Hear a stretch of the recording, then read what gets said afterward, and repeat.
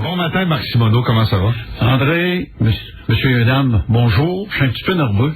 Ah non, un petit peu nerveux. Hey, pas avec toi, parce qu'on s'est chicané 4 fois en 20 ans, en 25 ans. On s'est quitté pour un revenu. Oui.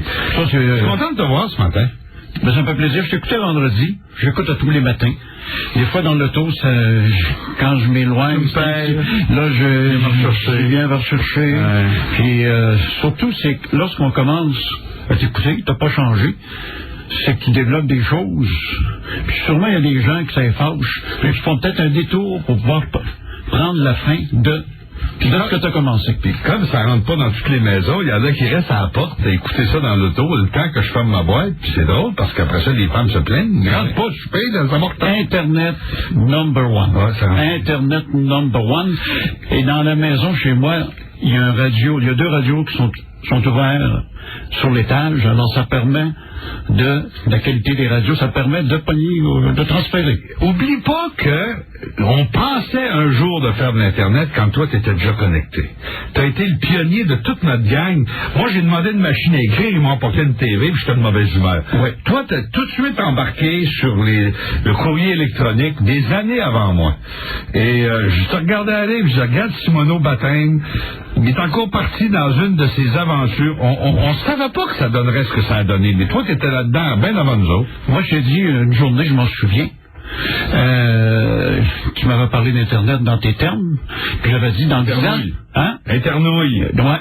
Et j'avais dit dans 10 ans, tu vas être illettré. Tu avais dit, on verra dans le temps. Puis tu as développé. Hein? Ça travaille bien. Ah, c'est devenu indispensable. Moi, si mon Internet tombe, j'aime mieux que mon téléphone tombe que mon Internet maintenant. J'en ai plus besoin. Écoute, moi j'ai dit aux gens de Vidéotron, votre télé c'est de la cochonnerie, mais votre Internet c'est super. Puis c'est pour ça que je suis avec eux autres, parce que c'était seulement que Vidéotron télé, je serai pas là. Es-tu toujours encore aussi passionné de sport que tu l'es depuis ta naissance? Oui. Si tu entrais chez moi dans mon caveau à patates, comme tu parles, là, oui, dans mon studio, j'ai 6 cassettes vidéo qui sont en marche. Le Rouge et Or, parce que j'ai tout ça depuis 10 ans. Ça me permettra d'en parler du Rouge et Or plus tard. Le Rouge et Or, la Coupe du Monde, TSN et ESPN, à tous les bulletins de sport, il y a le Top 10. Et ça fait 2 mois que je ramasse le Top 10. Ce sont des petites cotes d'environ 1 minute sur des souvenirs du sport. Et là, j'ai quasiment 3 heures d'entrée. C'est comme on dit, là... 3 heures de 10 secondes. De 10 secondes. De 10 secondes, il y a des choses, on revient dans autrefois. Autrefois changé. Non. Est-ce que tu continues à enregistrer à chaque année le dernier match des Expos? Oui. Au cas que la cassette ne soit vraiment la dernière un jour. André, la seule réponse que j'ai pas eue sur Internet, c'est quand je t'ai écrit, puis j'avais demandé qu'on organise un autobus le 29 septembre pour aller voir les Expos au dernier match. J'ai essayé une deuxième fois, que quand j'ai vu que je dis ça y tente pas du tout. Hey, mais c'est la première année en 30 ans que je suis pas les Expos comme je l'ai fait. Je suis le baseball. J'étais là le soir et j'ai enregistré mon feeling, le match de 100 points de coup sûr de Randy Johnson. Alors, j'ai toutes les séries mondiales depuis 25 ans. J'ai tous les Super Bowls. À chaque année, t'enregistres les dernières games des Expos en te disant ça se peut pas qu'ils soient là l'an prochain. Puis à chaque année, ils réapparaissent par négligence. Et si vous écoutez la radio aujourd'hui, si vous lisez sur Internet, vous êtes plus sûr, on est plus sûr que les Expos vont partir. C'est sérieux? Ben, il y a une réunion du comité du déménagement aujourd'hui. Dans le baseball majeur, mais ça fait 100 ans qu'ils font ça, puis qu'ils parlent toujours des Expos. Ils perdent peut-être pas tant d'argent que ça, le baseball majeur, à Montréal. Ils perdent peut-être pas tant que ça dans les ordres majeurs. Ah, c'est bon, c'est sûr. OK. Dis-moi, Coupe Canada, est-ce qu'ils ont réussi à t'exciter? Non. Ah non? Du tout. Honnêtement, j'ai regardé à peu près 15 à 20 secondes par match. Et ça excite pas tellement que ça le monde, les vrais amateurs. Il y en a que ça leur prend du hockey absolument. Le bon hockey n'est plus à ce calibre-là maintenant. Les gens qui me parlent me disent on est certain de ne pas avoir de saison, ça fait qu'on se graisse avant de fermer. Les gens qui sont comme résignés à ce que le hockey n'ait pas lieu cette année, puis ils se disent la Coupe du Monde, c'est comme le nanan qu'on me donne en attendant de me priver. OK. J'ai écrit à Yvon Penneau du Journal de Montréal la semaine dernière, qui faisait chronique sur le hockey, qui est un bon chum à moi de ça. J'ai dit, on est en plein tennis aux États-Unis. On commence la saison de la NFL. La Ligue junior majeure du Québec commence dans les prochains jours. Le football universitaire à travers le Québec, c'est très fort. C'est très fort. Mais ça n'a pas d'allure. Je me souviens, j'allais dans une petite roulotte il y a 10 ans sur le terrain. Un terrain très ordinaire à l'Université Laval pour faire mon émission du dimanche matin. Et là, on attendait à ce moment-là 2500, 3000 personnes. 17, 18. Là, c'est maintenant 17, 18. Et c'est pas ça, là. C'est que il y a la vocation chez les jeunes qui nous remplacent de d'autres sports. Le soccer. Ils jouent au soccer, leurs enfants jouent au soccer, garçons ou filles. Le tennis a pris beaucoup. Le conditionnement physique a pris beaucoup. Si les jeunes font plus attention, je pense qu'on a pu faire attention à 30 ans. Si on est de même aujourd'hui, c'est parce qu'à 30 ans... en forme, t'as même pas de bébé. J'ai perdu 25 livres. Ah non? Ben, je serais mort. Je serais mort aujourd'hui si j'avais pas perdu 25 livres. Tu as été obligé de devenir discipliné. Discipliné. Et puis je voyais là votre frigidaire de coke. Ça fait 2 ans que j'ai pas pris un coke. Prenais ça à grosse bouteille avant. Puis j'ai arrêté tout ça. Puis sans ça, je serais mort aujourd'hui. Je pense que j'allonge ma vie de 15 ans. Si je ne traverse pas ce numéro, évidemment. Mais en conséquence... d'autres ne passent pas sur une route. Exactement. Marc, le football universitaire, j'ai été épaté la semaine dernière, j'ai conduit le Rouge et Or à Bishop. Bishop, c'est une université très anglaise, mais très rock'n'roll. Oui. C'est là que la rentrée scolaire dure une semaine, puis la police est débordée. Puis il y a un beau petit stade, c'est plus petit qu'à Québec, qui donne sur un champ de maïs spécial, puis les belles collines de l'Estrie et de la Nouvelle-Angleterre sont devant nous. Et je voyais des jeunes barbouillés de violets, des milliers d'étudiants qui avaient envahi leur campus un dimanche ou un samedi après-midi, et qui disaient, on sait qu'on va perdre, on est venu prendre une bière puis applaudir. L'atmosphère. Qui m'a paru un peu différent de ce que je vois à Québec, où c'est comme la gang qui allait au Nordique, maintenant qu'on voit, là, c'est-à-dire des gens qui viennent un peu se faire voir, plus que de voir la game. On a toujours eu de cette qualité-là à Québec, qu'il y a des gens qui cherchent l'endroit hot, qui n'est pas nécessairement une brasserie ou une discothèque, et qui se font voir dans le milieu du sport. Moi, je m'étais fait des ennemis chez des amis de ma femme parce que je disais les manteaux de fourrure des loges. Puis c'était vrai. C'est vrai, on les voit. Mais oui, mais c'était vrai. Exactement. Mais le football universitaire, bravo à Jacques Tanguay. Je t'écoutais hier matin. Si Tanguay n'est pas là, il n'y a pas de football à l'université parce que les gens de l'université, ils ne sont même pas capables, en plus. Ils voulaient pas. Ils sont pas capables d'organiser un club d'hockey. Ouais. Un club d'hockey universitaire à l'université. On a des docteurs, puis on n'a pas de patients. Et si un jeune a un talent pour le hockey, pour faire des études universitaires, il doit s'exiler. Il fait comme le fils de notre chum Martin. Et ce n'est pas insulter la Ligue junior majeure du Québec qu'un gars s'en aille ailleurs. C'est un choix de famille, c'est un choix familial, c'est un choix personnel. C'est un choix de vie. C'est un choix de vie que le petit gars fait. Ben oui. À tout le monde, ils sont contents de t'entendre. C'est un cadeau que vous nous faites. Simono, ici, un matin, dit Yvon, qui nous envoie un message. Une chose, André, oui, Marc. que je veux commencer. Je suis allé en cours municipal la semaine passée. Pas soigner l'étiquette. Je suis allé à peu près 10 fois dans le Vieux-Québec dans les 5 dernières années. Le party des fêtes est toujours au château, alors on est obligé d'y aller. Mais à part de ça, 2 autres fois.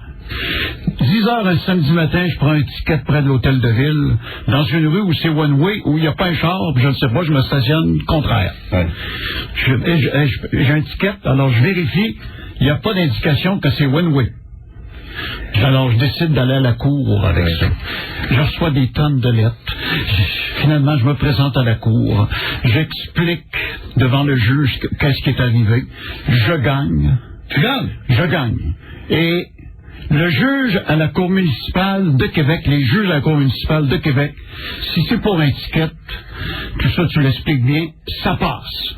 Mais si j'ai vu la semaine passée des jeunes de 19-20 ans, la balloune, le juge graffigne son bureau. Le juge graffigne son bureau. Il explique aux jeunes, pas de permis pendant 1 an. Tu repasses tes licences, augmentation de ton assurance, un paquet de choses. Puis je vois ces jeunes-là qui ils plaident non coupables.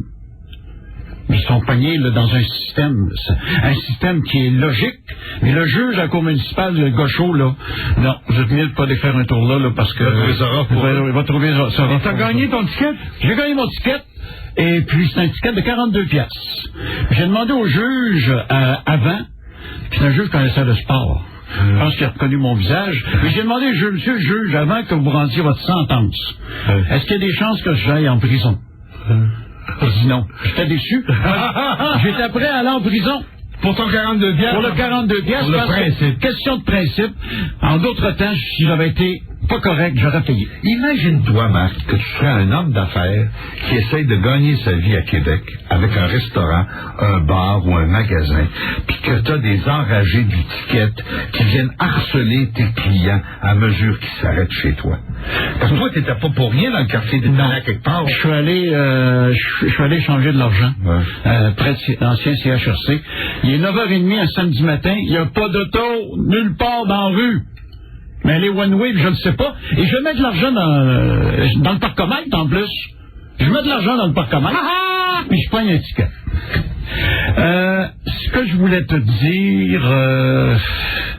Parle-moi en un mot de ton amour du baseball. Tu as abandonné les expos parce que les expos t'ont abandonné, mais tu veux quand même avoir sur cassette le dernier match à Montréal. Barry Bonds. Le 29 septembre, c'est le dernier match des expos à Montréal, c'est Miami. Ouais. Bon.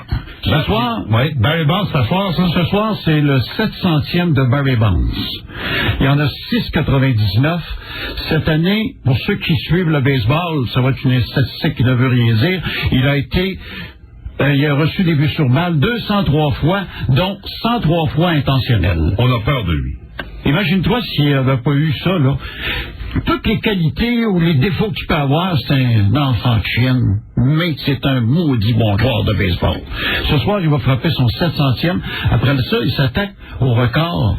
Il y a 40 ans, il s'attaque au record de Hank Aaron, 715, puis après ça, c'est l'autre là qui est en terre. Alors, moi j'aime le baseball, j'aime les joueurs, j'aime le style de baseball. Est-ce que tu aimes l'atmosphère du baseball? Aimes-tu aller, par exemple, dans un stade américain, puis voir les mangeurs de hot dog qui se tiennent debout dans Fenway Park, tout ça? Est-ce que ça, c'est quelque chose qui te rejoint aussi? C'est à la TV, tu es aussi content? Je suis aussi content à la télé. Mais j'ai visité des stades, exemple, le Fenway Park. Je suis arrivé 2 heures avant, j'ai fait le tour. J'ai mangé un hot dog en dessous des estrades. Et puis, c'est encore le stade par excellence, si peu loin de Québec, en plus de 80 couches de peinture. Exactement. Je suis en train d'écrire un livre, André. Hey, là! Est-ce que les menaces, qu'est-ce que tu vas écrire là-dedans, là? Est-ce que tu vas dire, vas-tu donner une chance à tes amis d'avoir un droit de réplique avant de publier ça, là? J'ai du stock. Ça n'a pas d'allure, j'en ai pas. Sur quoi t'as le goût de jaser? La radio-télé au Québec, le milieu du sport au Québec, la différence entre vivre à Québec et vivre à Montréal. Moi, je trouve que c'est plus sympa à Québec qu'à Montréal. Ils disent qu'on est des maudits fous. Ils nous regardent de haut, c'est tellement... T'as vu qu'est-ce qu'ils ont fait à la radio? Écoute, ça a commencé en 97, ça. Quand, en 97, en 96, quand t'as transféré au FM 93, là, à Montréal, ils sont partis en peur. Une de tes grandes forces, André Arthur, c'est que quand tu vas lâcher, il n'y en a pas d'autres. Pour prendre ta place. Ça. Hein? Pas une force, une faiblesse. Ouais, mais je veux dire, faut que tu le prennes dans les deux sens, parce que le monde de la radio et de la télévision est malhonnête. Je parle des cadres envers les artisans. Oui. Je pense les compagnies n'ont pas préparé de relève, donc ils sont restés pris avec nous autres, d'une part. D'autre part, les auditeurs vont peut-être se dire, bon, ce à quoi j'ai été habitué, il va rester quoi quand on va partir? Mais toi, qu'est-ce que tu aurais fait de différent? Comment ils auraient pu éviter ça, d'après toi? Ça a travaillé. Toi, tu l'as lancé. Les jeunes, François Bourré te faisait bonjour, il vient d'envoyer un message. On l'a lancé. On l'a lancé à l'incrète en 84. La petite Trainville. La petite Trainville, sur une idée, parce que les membres de la Galerie sportive de Québec du temps ne voulaient pas avoir de femmes dans le milieu. Les gars m'avaient dit, Chris Simoneau, si tu fais rentrer une fille, on te parle plus. Alors, c'est comme ça que j'avais fait rentrer Daniel Rainville. Puis ça donnait que tu le mets aussi. Oui. Et puis, elle aimait le milieu, puis elle aimait tout le monde. Elle était souvent malade, mais ça, c'est un autre problème. Elle a lâché aussi. Elle a lâché, elle avait une belle opportunité à RDI. Oui. Parce qu'elle était bonne le matin. Mais le bref, j'accepte. Je l'ai rencontrée à Expo Québec. Elle a 4 enfants, puis je pense qu'il y a un 5e. Et elle aime ça. Elle aime ça. Elle a 5 enfants plus tard. Exactement. André, je veux te rappeler ce que je vais parler dans mon livre, entre autres. J'écoute. T'en rappelles-tu quand on va faire entrer un cheval dans le studio avec Joe Fauché du Hippodrome de Québec? Si bon. Le cheval, on va embarquer dans l'ascenseur. Oui. Là, on savait pas. Moi, j'avais pas pensé qu'on travaillait au 2e étage. Une ruade, Christy, puis Ah ouais. Puis en plus de ça, la randonnée de 1982, parce que j'étais allé avec 3500 bicyclettes. Alors, à Saint-Anne-de-Beaupré, qu'on avait parti sur une folie. Un défi de même à partir de rien en ondes. Et que ma belle-mère m'avait dit à ma femme, on va aller avec la famille à Bois-Châtel, il va y avoir personne. Il y avait du monde. J'ai 250 photos chez nous. Le géant Ferré. En studio, dans ma face. Oui, puis on pris une photo, puis elle est à la cage au sport à Beauport. Je lui demande, avez-vous... Tu sais, on sait que les souris ont très peur, alors j'ai demandé à Ferré, j'ai dit, avez-vous peur des souris? Et il m'avait répondu, oui. Mais pour lui, une souris, c'est une femme. Tu sais, c'est en argot papier. Ah, ok. Alors, il m'avait répondu qu'il avait peur des souris en certaines circonstances. Okay. On a enterré un des plus grands vendeurs dans la radio, qui s'appelle André Robitaille. Ouais. J'avais un paquet d'idées avec qui on a travaillé, puis quand t'as le fun, des fois, il y a la dans la même année, père d'André Robitaille. M. Pelletier. Puis père de Mathieu aussi, Jean-Claude Mathieu. Ben, Jean-Claude, je comprends. Ça, là, moi, j'ai trouvé que ça a été une année bien dure pour les gens qui ont été des artisans de radio, parce que c'est des monuments qui sont partis. Aurel Pelletier, Jean-Claude Mathieu et André Robitaille. Robitaille qui a été de tous les combats à CHRC. De tous les combats, puis moi, c'est des gens pour qui j'ai le plus grand respect. M. Pelletier me montrait à travailler aussi. Rappelles-tu d'Aurel qui avait des radios AM dans toutes les pièces de sa maison, puis il gardait le FM pour les chiottes? Un dimanche après-midi, j'avais reçu un téléphone de M. Pelletier. C'est Aurel Pelletier. Ils allaient donc faire un tour au FM, là. Claude Rochette, le même disque accroche depuis 5 minutes. Je rentre dans le studio, Claude étudiait, il était directeur général de la Radio-Canada, il étudiait en droit. Il s'est endormi. C'était mieux que moi, que ce soit moi qu'un autre. Aurel avait écouté, mais un jour, je rentre au bureau, le jour de Noël. Oui. Parce que je travaillais. On travaillait ensemble. À un moment donné, le téléphone sonne. C'est Aurel. Il dit, André, après ton quart de travail, j'aurais aimé ça te parler de quelque chose. J'ai dit, certainement, je vais passer chez vous. Il dit, non, je suis au premier étage. Ah oui, il était là. Il était dans la bâtisse, le jour de Noël, il travaillait. Aurel Pelletier, c'est l'homme qui a fait que la radio de Québec n'est pas devenue montréalaise si vite. Il l'a retardé de 20 ans, la montréalisation. Et Jean-Claude Mathieu était, comme André Robitaille, que c'était des gars qui vendaient bien leur milieu, qui promettaient des choses et qui livraient la marchandise. Et qui ne faisait pas sur le dos des artisans des deals qui n'avaient pas de bon sens. Non. Comme j'ai vu des cochons faire depuis, dans le genre, vendre une campagne publicitaire à quelqu'un, puis d'y promettre une entrevue avec un animateur. Je dis, regarde, on va m'acheter des spots, puis là, tu vas aller dans l'émission de Simoneau, dans l'émission d'Arthur, puis là, on va te traiter, on va faire croire au monde que c'est intéressant ton affaire. Les gars disaient, regarde, moi je vends des commerciaux, eux autres ils font de la radio, puis si vous... Parlez-moi pas si vous avez affaire à Simoneau, allez voir Simoneau. Le mangeur de vitre Expo Québec. Ah Seigneur, il s'appelait comment?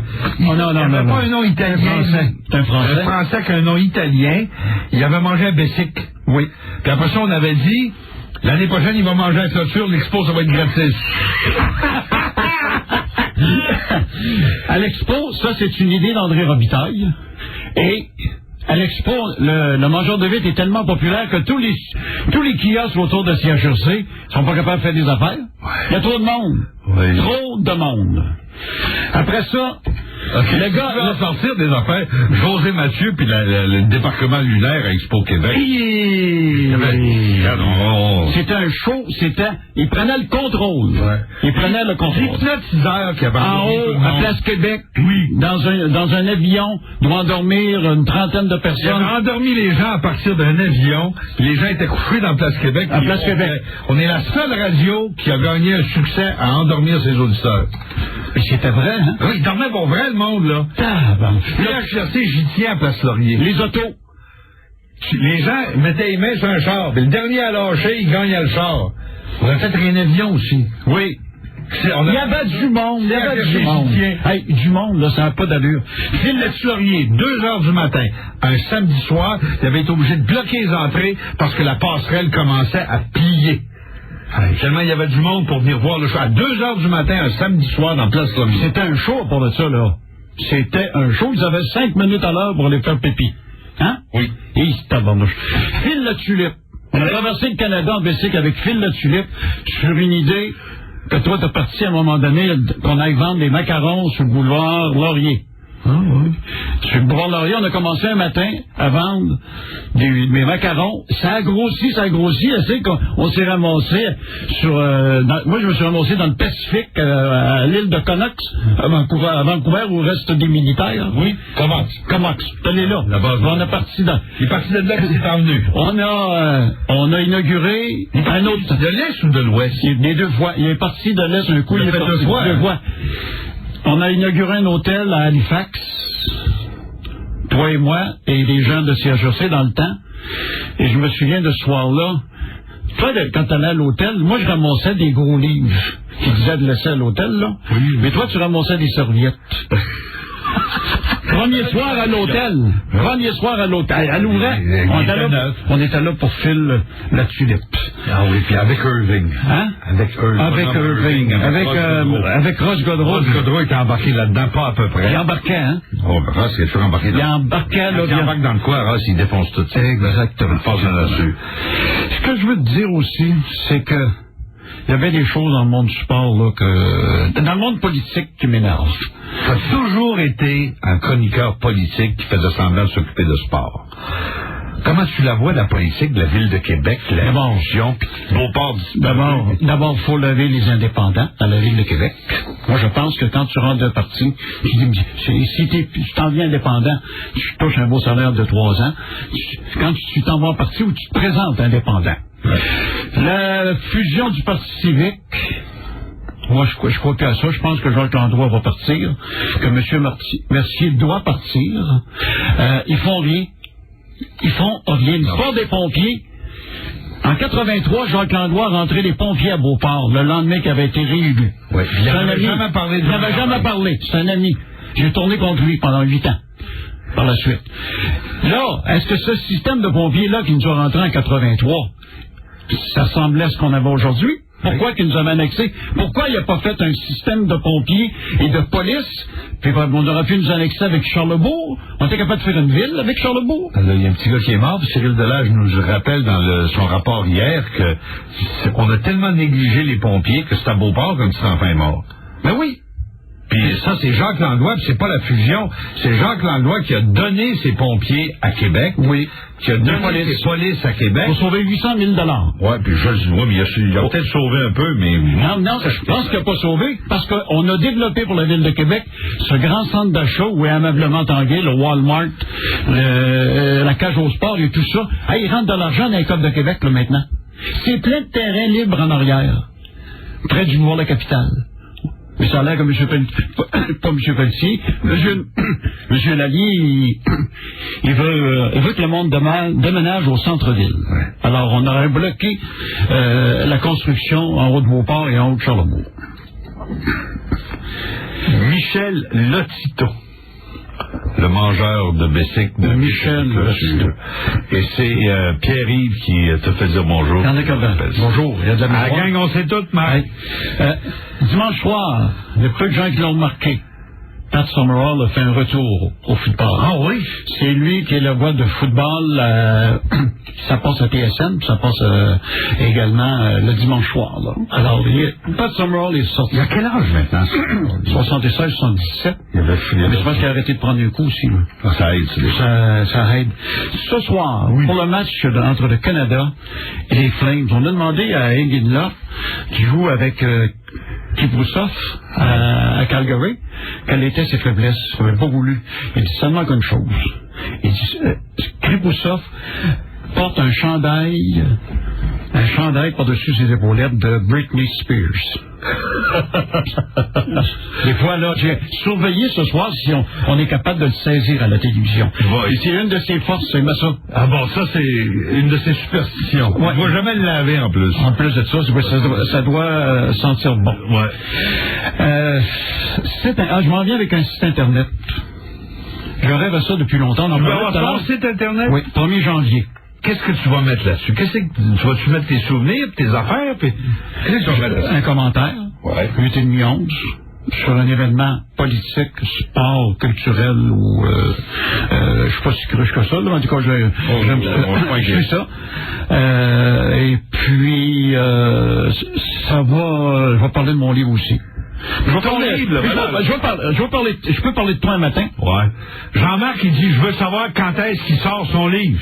Ah, j'ai été pas lâche avec ça, mais j'ai retardé. C'est pas si facile à partir. C'est tough en mots. C'est tough parce qu'on a un paquet de souvenirs, en vrai, là. Mettre ça dans l'ordre où tu vas le vendre. Mettre ça en vrac, c'est faisable. Mais mettre un fil à travers ça pour coudre les choses ensemble, c'est de l'ouvrage en maudit. Ah. Avant hier soir à la télé, j'ai vu ton je sais pas si tu as été attaché de presse de M. Lafrance, toi.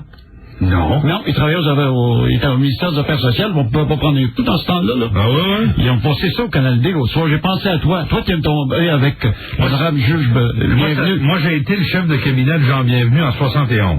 Pendant 10 mois. Ensuite, on s'est congédiés mutuellement. Je suis retourné à la radio. Puis lui, il a fait une carrière d'homme politique. Puis il est devenu juge à la Cour supérieure. Oui, puis il a fait bon ça. Oh, c'est un chic bonhomme.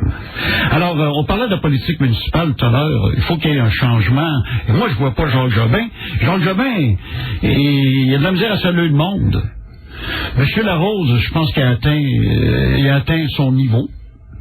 Moi, mon homme, c'est Paul Chouarier. L'ancien maire de Sillery. L'ancien maire de Sillery. Et là, est-ce que tu lui trouves qu'il ferait de lui un bon maire de Sillery? C'est un leader. Il travaille à la commission de transport. Peut-être qu'il est trop bien à la commission de transport. Peut-être qu'il ne se présentera pas à la mairie. Bon. Alors, mais de l'autre côté, il y a des bonnes chances de faire de la commission de transport, c'est une autre grenouille qui ramasse la carte de maire. Voilà. Il est venu de sauver ses meubles. Bon. Tigui, je vois pas ça maire de Québec, moi. Toi? Tigui Jobrette? Ah, pas tout. Monsieur Bellemare? Moi, j'ai montré à travailler... Bellemare, il m'a surpris, moi, quand il est arrivé quand ça a sorti, qu'il voudrait peut-être être le maire de Québec. Ça m'a surpris, puis dans le fond, j'y pense comme faut, puis c'est pas étonnant. Ce gars-là, il a la piqûre, là, puis il va revenir. Il a lâché. Ouais, mais il a goûté. Il a lâché. Mais là, moi, j'aime pas ça. J'ai été aux accidents de travail. Oui. Déjà saisi des pierres tombales. Oui. Parce qu'il y avait un gars qui n'avait pas de dépenses. Exactement. Il n'avait pas payé ses cotisations. Marc Bellemare travaillait avec moi l'été. Pendant 2 ou 3 étés, c'est moi qui ai montré comment saisir le monde. Il a étudié en droit à ce moment-là. Ouais. Il avait des connaissances du monde dans la politique. Puis il rentrait aux accidents de travail, à la perception, puis il a fait ça pendant 3 ans. Un jeune homme bien fin. Comme leader de la Ville de Québec, peut-être, mais il faut y faire signer une promesse qui lâchera pas. Moi, je pense que s'il veut être maire de Québec, il va falloir qu'il commence à révéler des choses sur pourquoi il a démissionné comme ministre de la Justice. Puis si c'est vrai qu'il s'est fait barrer les pieds dans certains dossiers, dont la prostitution juvénile, par certaines personnes influentes au Québec qui voulaient protéger Jean-Paul Lallier, il faut qu'il le dise. Mais également, pourquoi que la région de Québec est mal servie? C'est pas d'aujourd'hui que la région de Québec est mal servie. C'est pire que jamais, là. C'est pire que jamais, puis lui, il était là, il a vu passer des affaires. Ouais. Alors... il a commencé à ouvrir là-dessus. Oui. Puis sa maman a failli capoter. quand Bellemare a commencé à raconter des affaires. Est-ce qu'il pourrait se réhabiliter comme un leader régional en commençant à nous révéler des choses sur la négligence des libéraux dont il faisait partie? Ça va être intéressant. Tu permets-tu que je passe à un commercial ou deux? Oui, je vais te parler de Mario Dumont après. Il va me parler. Notre chroniqueur politique est... Je l'aime, Mario Dumont, mais je lui ai dit l'autre jour à Expo Québec. J'ai donné la main. Non, je sais pas. Bougez pas, on vient. Marc, il y a quelqu'un qui me dit, demandez à Marc de nous parler de Joachim Boily. Ce nom-là me dit quelque chose, mais c'est vague dans ma tête. Aide-moi. Pour ceux qui ne connaissent pas Joachim Boily, c'était le Gaston Bélanger d'aujourd'hui, mais c'était il y a 20 ans. À sa manière. À sa manière. Identique. Joachim Boily faisait des excursions. Est impliqué dans le milieu du sport. Il a déjà organisé des excursions à voir canadien. Là, à Montréal, il n'y avait pas de club à Québec avec 7 puis 8 autobus. Il y allait partout où il y avait du sport. Il vendait à chaque année un petit livre avec le calendrier junior majeur, peut-être si aujourd'hui ça serait le Radio X, baseball majeur, etc.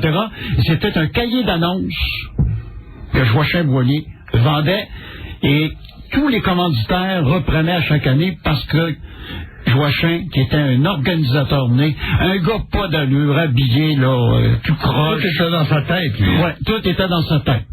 Quand il te promettait quelque chose, il livrait la marchandise. C'est pour ceux qui connaissent Gaston Bélanger aujourd'hui, qu'on voit partout là, dans les milieux de sport, qui organise également une revue commanditée. Alors c'est le même personne. Et tout le monde connaissait Joachim Boily au stade municipal, au Colisée, dans les petits arénas. Puis pour toi, le gars de radio, c'était quoi, Joachim Boily? C'est quelqu'un qui te demandait de l'aide pour ses organisations? C'est quelqu'un qui t'en donnait pour les siennes? Qu'est-ce que vous aviez ensemble? C'est un gars qui appelait, il disait, il me reste 3 places dans l'autobus, ou oublie pas de parler de ça. Mais c'est un gars qui était up-to-date dans tout, mais achalant. Moi, j'aurais pas été capable d'être vendeur comme il était. Il vendait des billets, il vendait n'importe quoi.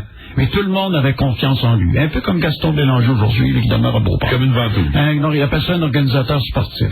Es-tu préoccupé de la survie de CHRC?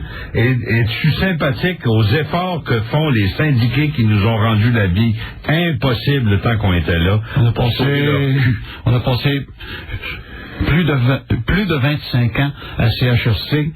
On s'est battu, puis là je parle toi, puis les cadres du temps. On s'est battu. On sait des pas bons.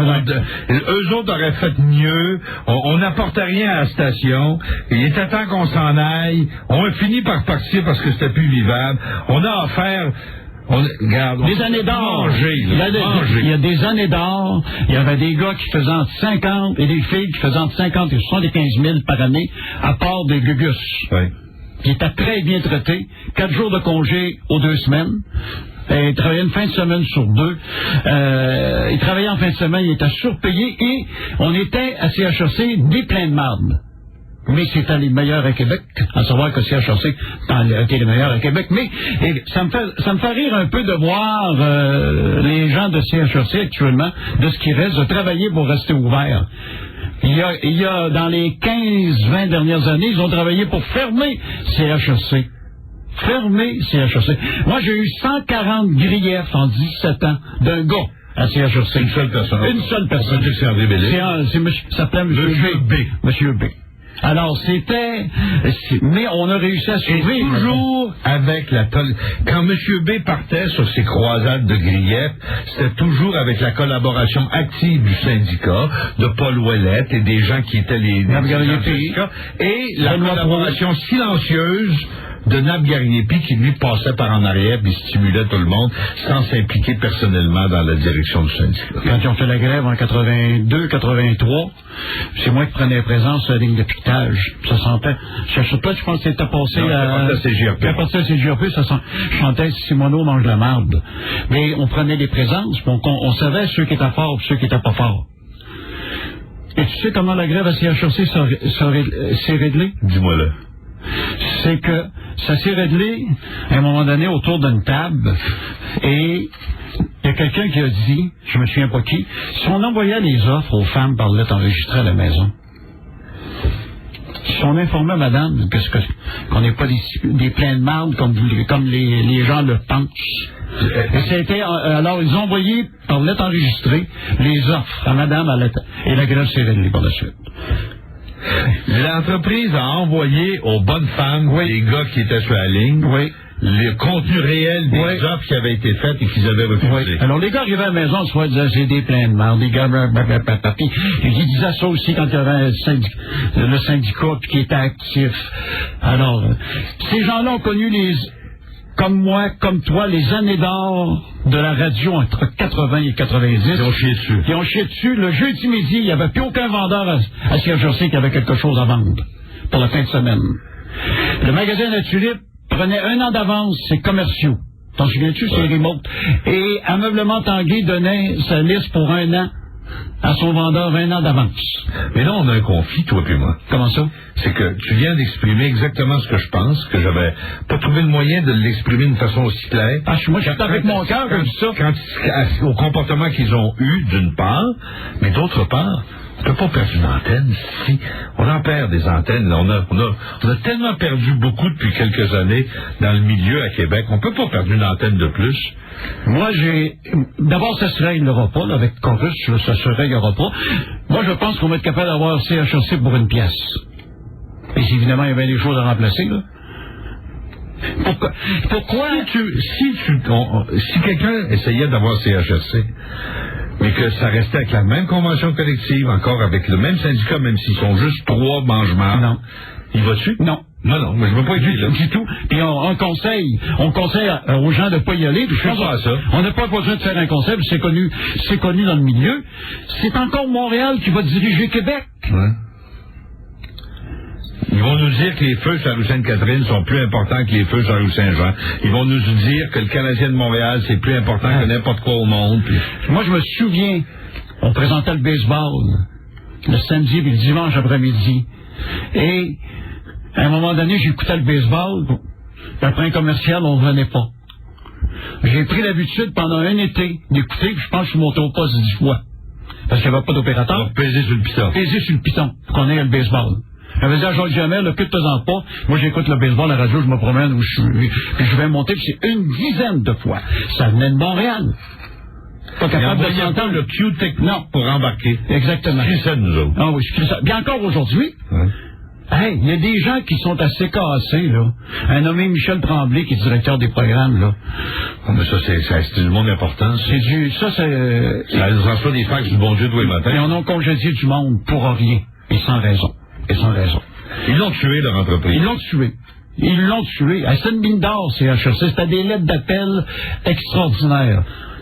On était à CHRC quand c'est devenu choix. Oui. C'est des gens qui étaient en place à CHRC quand ils ont décidé que ce ne serait plus CHRC FM, que ce serait un autre nom. Et choix a été trouvé. Oui. A été trouvé par les gens, des artisans de la radio de ce temps-là. Ça fait que...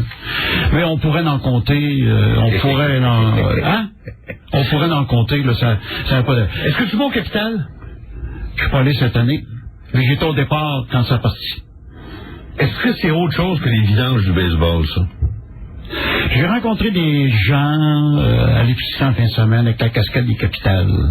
Puis un gars dit, ils vont encore perdre cette année. Ils sont avachés encore? Ben, c'est encore ça. Écoute, là, le mois de septembre, là, je vais te compter, je te ramène sur les Capitales, mais tu me fais penser à quelque chose. Okay. Une année à Québec, je travaille pour les As de Québec, je publicite à des Génons majeurs du Québec, qui sont la propriété des As de Québec. Oui. Une année, la saison d'hockey se terminait vers la fin de mars, hein? Et puis, une année, on rencontre Pittsburgh en première ronde. On part le 31 mars pour s'en aller à Pittsburgh. C'est 2-0 Pittsburgh. Les gars n'ont pas renouvelé leur bail pour le 1er avril. Ils sont partis avec leur bagage. On a fait en 4. Ben, les gars qui sont à Québec, là, pourquoi payer tout le mois de septembre? Pourquoi payer? Je dis ça, je suis peut-être un plein de marde, là. Mais moi, mesdames, messieurs, je l'ai vécu. C'est 2-0 Pittsburgh, c'est 31 mars. Et après ça, avec les expos. C'est avec les As de Québec. Ouais. Les expos, ben les gars, les expos, quand ils partent à la fin de... Dernier voyage, pas avec le avec les femmes, puis les bébés, puis tout ça. Non. Mais les athlètes d'aujourd'hui, quand tu dis que le Canadien a donné hier, c'est dans le journal le matin, 3 millions par année à Surrey. 3 millions. Par année. 3 ans, 9 millions. Puis ils veulent régler. Ouais, c'est quoi, là? Comment ils peuvent à la fois faire ça et dire qu'ils veulent réduire, donner de l'argent à Surrey qui... Quand même, le tournoi de la Coupe du Monde, là, tout le monde sait qu'il y a une grève. Les gagnants se partagent 1 million.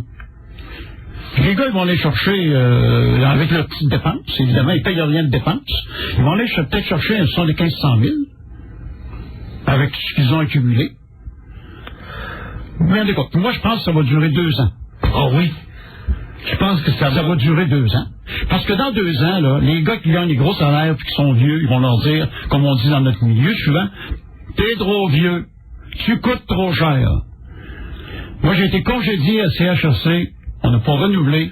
Le gars qui m'a congédié était mal à l'aise, ça a pris 2 mois avant qu'il me le dise, sur une ligne de salaire. Dans ce temps-là, il coupait partout. Il coupait partout. Alors, c'est ça. Ça va arriver dans le hockey. Puis au moins, Bertrand Raymond disait dans une entrevue qu'il donnait à Toronto, un poste de télévision, qu'il y a au moins 6 clubs qui ne reviendront pas quand la grève va être finie. Qui sont ces clubs?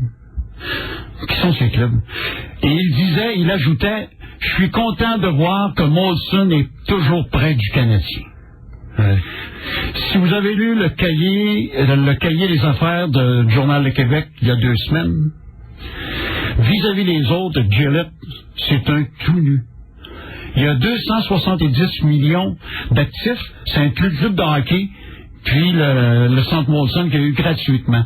Les autres, les gars, ça gagne 1 milliard par année, c'est propriétaire du club de football dans sa ville, du club de hockey. 2 pics à côté de mais voyons. Est-ce que c'est garanti qu'on va avoir du hockey à Montréal pendant encore 10 ans? Peut-être à cause de Molson. Mais nous autres, quand on a lâché la bière, on a perdu notre club de hockey, André. C'est la bière qui nous a amenés dans la Ligue nationale en 79. Moi, je me souviens, je me promenais partout, puis je disais aux gens, prenez du 7-Up, prenez de la Labatt.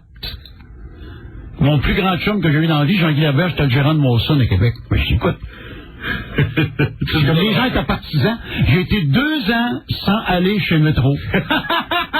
T'as fini par y retourner quand même. Denis Falardeau, là, il m'a appelé un matin. Ouais. Il m'a dit arrête.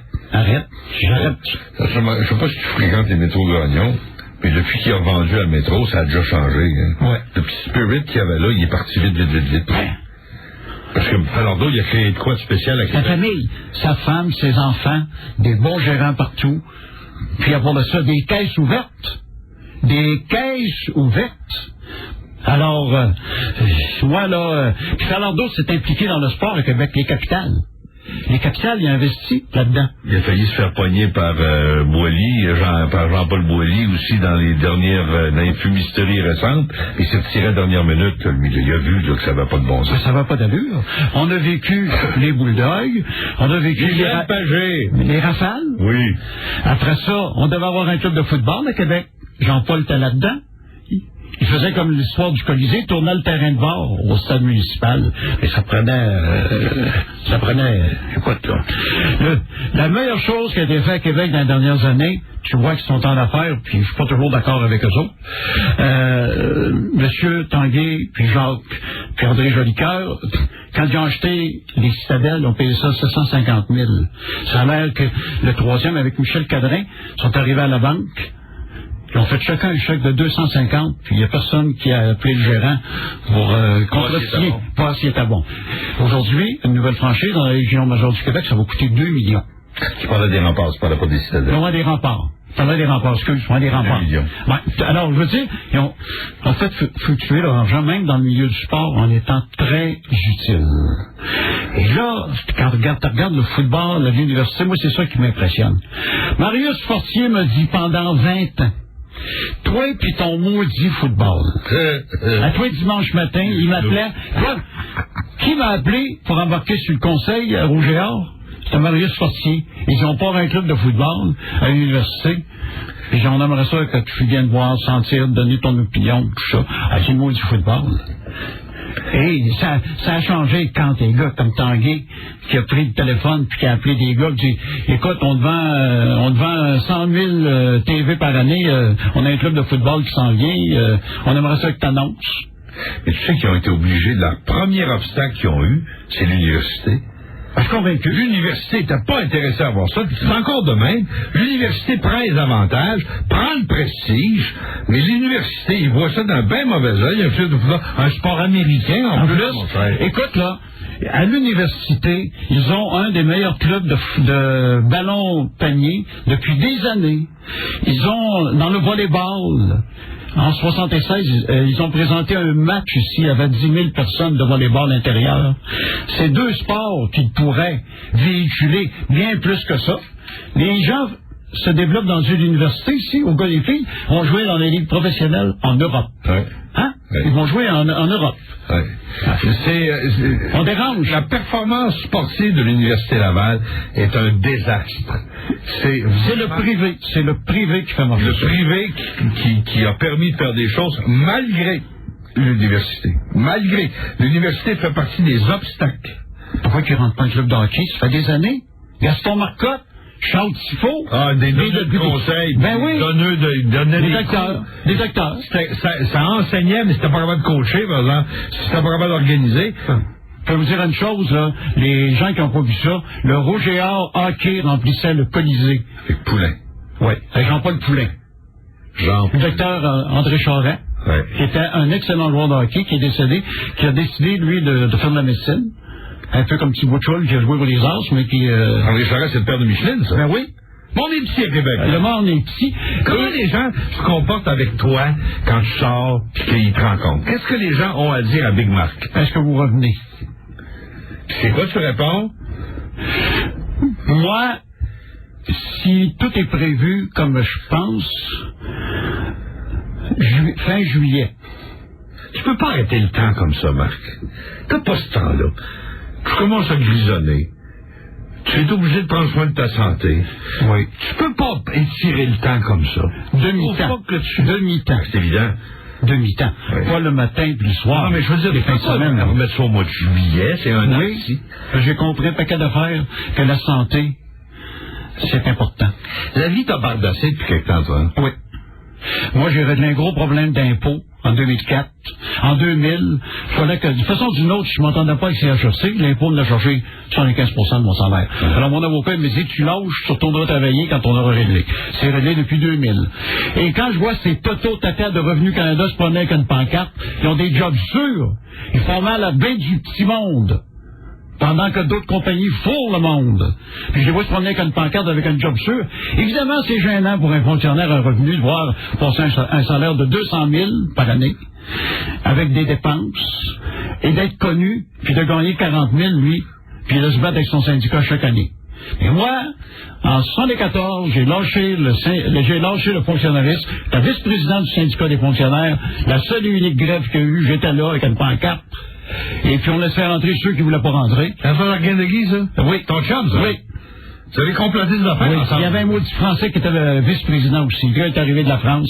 Il y avait tu parles en 73, 74, une grève des fonctionnaires.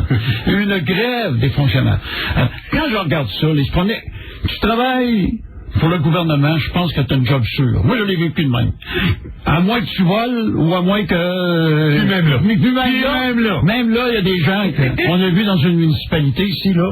Montmagny. La secrétaire trésorière, il voulait la garder pour se renflouer. Exactement. Marc, la vie t'a bardassé depuis quelques années. Puis là, tu me dis que tu vas attendre au mois de juillet avant de te revirer de bord, puis revenir parler à la radio aux gens de Québec. Je parle pas... Tu parles pas rien de la radio, André, là. TV, radio, tu parles de... J'ai eu des offres intéressantes. Tu rêves à quoi, là? Qu'est-ce qui te fait rêver ces temps-ci, ce mois-là? C'est que je suis bien. Je m'en vais au PPMC. J'ai découvert ça, moi, il y a 2 ans. Le 1er octobre, ça fera 2 ans. J'ai perdu 3 tours de taille. Je suis rendu à 36. Oh, un petit homme. Ouais.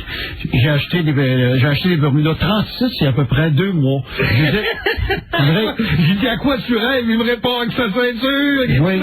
Alors, écoute bien. Habituellement, j'avais 39-40. Là, je prenais du 38, 37. Alors, elle me dit, il me reste seulement du 36. J'ai dit, donnez-le-moi, je le prends. était à 7 piastres. C'est sûr. Fait que, elle dit, quand vous allez avoir mangé, monsieur, vous serez jamais capable de rentrer dedans. Tu mangerais pas.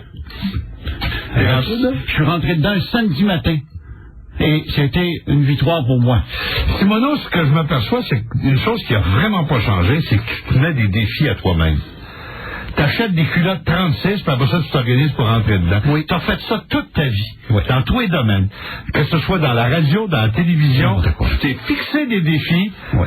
Puis tu t'es donné des coups de pied dans le cul pour les réaliser, oui. Puis 90% du temps, t'as réussi. Oui. Ah, OK. Quand écoute, je vais au PPMC 3-4 fois par semaine. Je connaissais pas ça. Le PPMC, je leur ai reproché de pas faire de publicité, parce que le PPMC, c'est le pavillon des préventions des maladies cardiaques. Tout le monde pense à Québec qu'il faut qu'il y ait une crise cardiaque pour rentrer là. C'est pas vrai? C'est pas vrai. Là-bas, ils ont des professeurs. Tu peux suivre un programme. Et moi, j'avais pas eu. Tout le monde me dit, M. Simoneau, vous avez eu ça quand, votre crise cardiaque? Votre pompage? Je dis, pas non. J'ai jamais été. Je veux dire, avant de tomber malade, je suis rentré ici. Et je me dis à tous les jours, puis je rencontre des gens. Quand j'y vais, ça prend de la volonté. Moi, ça a été dur de partir chez nous le matin. Le gars finit par me dire, ou la fille, oui, un matin, ça me tentait pas. Puis ça me le dit pas. Puis, mais la volonté.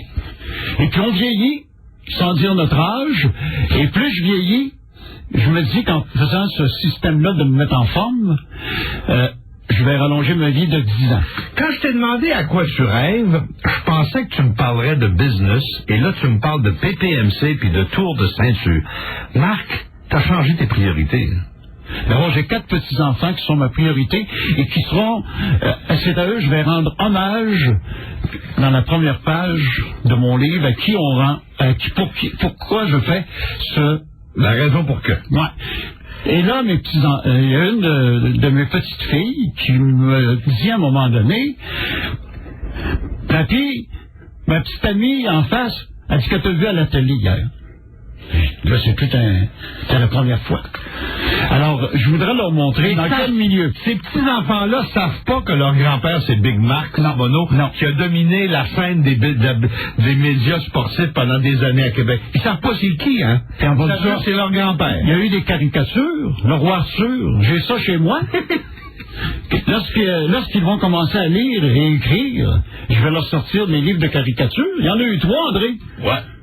Alors là, tu vas leur écrire un livre en disant, ben regarde, c'était ça le bonhomme. C'était ça le bonhomme.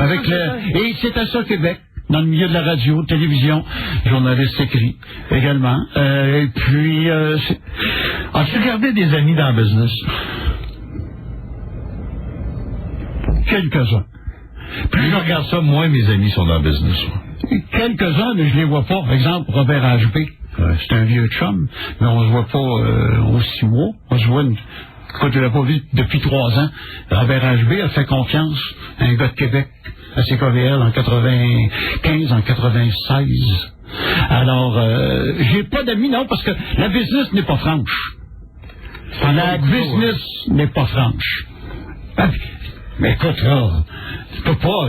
Quand tu vois que CHRC, ça appartient à une compagnie, ça a été 30 ans, j'ai un souvenir d'un cahier, où on a fêté le 60e anniversaire en 82 ou 84, au Grand Théâtre.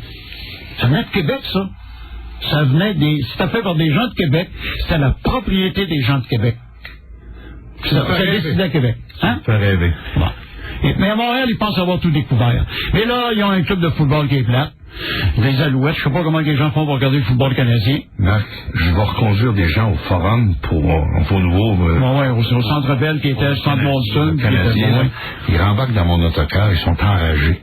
Ils ont passé une soirée plate. Les gens qui vont au Canadien sortent de là déçus. Pas des victoires et des défaites. C'est l'atmosphère plate. C'est plate, c'est pas du hockey le fun, c'est du hockey plate. Toi, tu parles de football plate, ils ont du hockey plate, ils vont perdre leur club de baseball, puis ils ont même pas d'équipe de la Ligue junior à Montréal. Non. Le semi-pro, ils ont Laval, ils ont Verdun, mais au centre-ville, il n'y a rien. Non. Montréal, c'est mort. Ben non, ils ont essayé la Ligue junior majeure du Québec à Montréal à plusieurs reprises. Alors, quand je parle de football plate, je parle du football canadien, en 3 essais. Oui. Je parle pas aux Alouettes, il y a 20 000 personnes. En 95, ça s'appelait Baltimore. Il n'y avait pas de club à Montréal. On avait réussi. Mais je gagnerais pas ma paye pour le hockey dans 20 ans, puis d'écrire ton livre. Je marche. Je vais au Walmart, c'est 5 km. Tu encore le même coin de Beauport? Oui. J'habite le même coin. Je surveille la politique. J'ai fait poser un stationnement dans mon quartier. Pas un stationnement, un arrêt-stop dans mon quartier. Parce que ça a vieilli dans mon quartier. Et les jeunes auront tous des voitures. Ils ont tous des voitures et ils descendaient à notre quartier comme un circuit de Formule 1. Alors, j'ai pris ça en main. J'ai pris ça en main. Il y a des gens du quartier que ça les a fâchés, ils sont obligés de faire un stop. Est-ce que tu pourrais m'expliquer pourquoi, maintenant que tu as changé ta vie, tu t'es pas présenté comme conseiller municipal, par exemple, dans ton coin? On n'a pas parlé avant, mais je voulais pas t'en parler. Je te le demande. Ça te tente-tu? Ça me tente. Tu y penses encore? C'est longtemps que ça te tente. Oui. En 84, Madeleine avait dit à Marcel Bédard, rappelle plus ici, il se présentera jamais. Mon père a été échevin pendant 14 ans, puis je connais ce que ma mère a vécu. Ouais. Bon, à ce moment-là, Marcel l'a pas rappelé. Mais j'ai toujours eu le goût. En 93, Jean Chrétien est descendu avec Denis Coderre à Québec pour me rencontrer, pour que je me présente candidat libéral. À ce moment-là, Chrétien n'est pas premier ministre. Hein? Alors, je leur ai dit, je fais tant. Dans la radio, télé, je fais tant. Inquiète-toi pas, Marc, on va te placer quelque part. Pour le restant de tes jours. Hey, un cochon aurait passé avant un libéral, là, hein? Ouais. Bon, alors j'ai ça. Mais au municipal, j'y pense. Sais-tu pourquoi? Tu me dis que tu es capable de faire poser un arrêt-stop dans ton quartier, ça veut dire que c'est le genre de monde que les gens vont rechercher comme conseiller municipal. Bon. Sur Beau-Royal, à Beauport, avec le développement du centre d'achat, c'est un champ où j'allais faire du studio. C'est colossal, même. Bon, c'est colossal. Hey, Tanguy puis toute la gang, là, pour Walmart, qui ont mis de l'argent, d'investissement là-dedans. Alors, les gens descendent Beau-Royal pour aller au centre d'achat. Ils coupent dans le quartier, chez moi, la rue chez moi, puis ils coupent, mais moi, je suis de l'autre côté. Il y a eu une augmentation de volume de voitures, on a mis ça à 4 voies maintenant, mais on n'a rien fait. Il y a en haut 70, 50 en bas, 30 plus bas. Alors, en fin de semaine, encore un accident sur le coin pour aller au centre d'achat. Un gars qui passe à jaune, l'autre voit sa verte. Voiture dans le décor. Il en arrive une par semaine. Je vais voir le policier me dit, monsieur, c'est un jeune, il me connaît pas, il dit, monsieur, il dit, on peut pas s'occuper de tout ça. Fait que là, moi, je vais entrevoir une campagne pour qu'on mette Beau-Royal 50 tout le long. Tu vas passer comme une balle si tu te présentes. Qu'est-ce qui t'empêche? Depuis 2 mois, j'y pense. Et j'ai changé mon attitude. Des fois, je peux paraître froid. Je suis pas si froid que ça, c'est à l'intérieur. Je parle à tout le monde, je salue les gens et tout ça. Mais j'y pense, mais pas avec n'importe qui. Fait que si vous rencontrez Marc dans Beauport, dites que vous allez voter pour lui, vous allez voir, vous allez lui faire plaisir. Il va déglacer. J'ai pas pris ma décision encore. Merci, Marc. Mais il faut que tout ce monde-là soit remplacé. Hein. Oui. Tout ce monde-là. Puis de plus en plus. Exactement. Marc? Merci, André, de m'avoir reçu ce matin. J'ai pris cette idée-là, je voulais t'écouter vendredi. Ah, je m'en dis crème. Faudra bien que je vais faire un tour. Pas si tu vas remonter pour une semaine au moins. Hein? Hey, salut, continue à bien travailler. Tu dis aux autres de ne pas rembarquer, mais toi, tu navigues là-dedans? J'essaie de me discipliner à voir ce que c'est une fin de carrière, puis à pas faire croire que c'est pas ça. Hey, la fin de carrière, c'est pas fini. Pat Summerall, 76, qui vient de retourner. Qu'est-ce qu'on peut parler? Le gars à CNN, là, je vois qu'il s'appelle des fois d'émission CNN, le soir. L'autre exemple, c'est Mike Wallace. Mike Wallace. 86 ans. Qui passe à 60 minutes. Puis il s'est fait ramasser par la police l'autre fois dans un restaurant à New York qui était chaud, puis il se battait avec des policiers parce qu'il voulait stationner pour aller chercher son take-out. Mike Wallace, regarde, là. Parlant de gars chaud. Oui. Serge Savard a passé à côté. Ah, oui. Il y a toujours eu Boum Boum Meilleur. Tu te souviens de Pat Rayner, qui était son conducteur quand il était joueur. Il me semble que M. Corré Quand à un moment donné, les gens avaient dit que c'était Ronald Coré. Bon, Ronald Coré, il ne chauffait pas. Il est parti du club de golf avec il avait toujours son chauffeur. Oui. Et moi, je rêve un jour. Je comprends ça depuis... Juste une petite affaire. Marcel Léger, qui est un grand chum à moi, qui est un maudit péquiste, qui allait au hockey avec mes billets, puis qui ne se levait pas pour au Canada, puis les gens me levaient en nom. Alors, René Lévesque l'avait dégommé comme ministre. Il pleurait comme un enfant quand je l'avais rencontré. J'ai dit, qu'est-ce que t'as?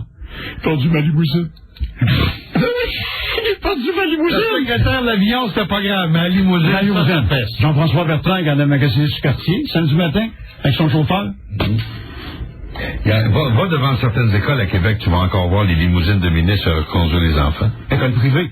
Oui, en général, surtout le ministre de l'Éducation. Ouais, c'est vrai.